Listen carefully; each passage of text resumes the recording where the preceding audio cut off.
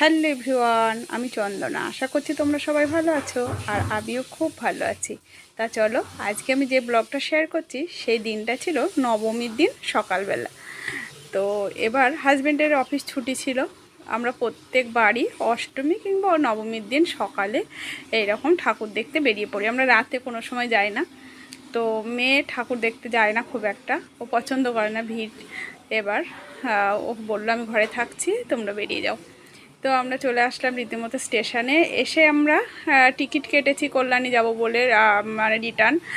তো বলতে দেখি যেই আমরা 3 নম্বরে নেমেছি তখনই অ্যানাউন্স হচ্ছে যে কৃষ্ণনগর এসি লোকাল দিয়েছে। যে এসি ট্রেন দিয়েছে তখন এর তো ভাড়া আলাদা। আবার মানে ফোন অ্যানাউন্স করার সঙ্গে সঙ্গে আবার গেল 1 নম্বরে গিয়ে আবার টিকিট কেটে তারপরে আসলো। তো যাই হোক, ট্রেনটা পেয়ে গেলাম। খুব মানে তাড়াহুড়ো করে ট্রেনটা পেয়েছি।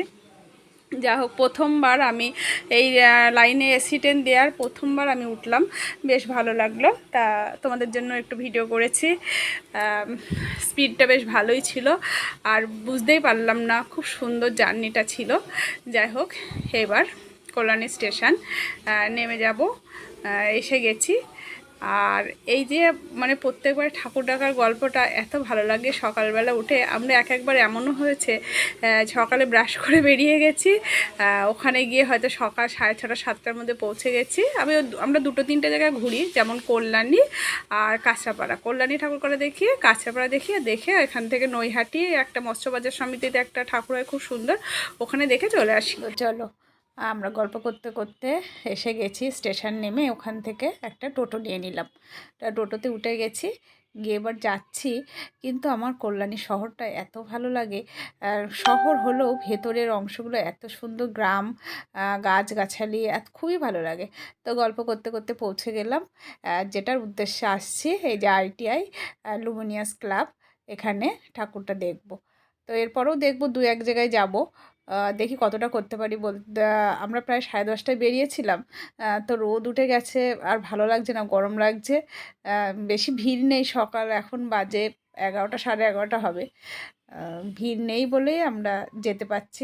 বললো যে এই 2টোর পর থেকে নো এন্ট্রি হয়ে যাবে। তারপর খুব সুন্দর সময় এসেছি এবং খুব ভালোভাবে ঠাকুর দেখেছি। তা তোমাদের জন্য ভিডিও করে নিয়ে এসেছি। দেখো কি সুন্দর কারুকার্য, মন একদম ছুঁয়ে যাচ্ছে। তো এই মণ্ডপে এসে খুব ভালো লাগলো। আর যখন বেরোচ্ছি দেখি হোমযজ্ঞ হচ্ছে, এটাও একটু দেখলাম, খুব ভালো লাগলো। এবার বেরিয়ে যাব, গিয়ে সকালের টিফিনটা এখান থেকে করব। সামনেই দেখি এই যে ঢাকাই কচুরিগুলো ভাজছে, তা আমার খাওয়ার ইচ্ছা হলো, কিন্তু খুব একটা ভালো লাগেনি, একদম ফুচকার মতো মচমচে। আর একটু ঘুগনির তরকারি দিয়েছিল, একটু স্যালাড দিয়েছিল।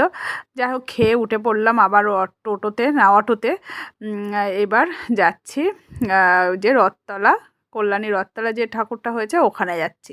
তো পৌঁছে গেছি, কিন্তু আমার এই জায়গাটা এসে একটা জিনিস খারাপ লেগেছে। মানে মণ্ডপটা এমনভাবে ব্যারিকেড করে দিয়েছে, যার জন্য মানে বাইরে থেকে গিয়ে যে ভেতরে যখন ঢুকে যাচ্ছি, এত মানে গুমটি মতো থাকা যাচ্ছে না একদম। আর ভেতরে প্রচণ্ড গরম, আর প্রচণ্ড ভিড়, একটু দাঁড়াতে দিচ্ছে না। তার মধ্যে বাঁশির শব্দ, একদম কান পুরো ব্যথা হয়ে যাচ্ছে। আর সবার হাতে একটা করে স্মার্টফোন। দেখলেই বুঝতে পারবে কি অবস্থা। মানুষ চোখ দিয়ে দেখছে না, সব মোবাইলের মাধ্যমে দেখছে। সবার হাতে একটা করে স্মার্টফোন, সবাই সংগ্রহ করছে, কিছুদিন দেখবে, বন্ধুদের জন্য সংগ্রহ করছে। যাই হোক, আমিও সেটাই করলাম। ঠাকুর দেখা হয়ে গেল। এবার আমি একটু ভালো করে ভেতরে যে প্যান্ডেলের কারুকার্যটা একটু অল্প করে ভিডিও করলাম। যাই হোক, দাঁড়াতেই দিচ্ছে না। এবার বেরিয়ে যাচ্ছি, মাকে প্রণাম করে বেরিয়ে গেলাম। এবার অটোতে উঠে চলে আসলাম কাঁচরাপাড়া স্টেশন। কাঁচরাপাড়া স্টেশন থেকে এসে বাড়ি ফিরে আমাদের মণ্ডপে বিরিয়ানির ব্যবস্থা ছিল, খেয়ে দিয়ে বাড়ি ফিরলাম। তা চলো, আমার নবমীর পুজো পরিক্রমাটা তোমাদের কেমন লাগলো অবশ্যই কমেন্টস করে জানিও।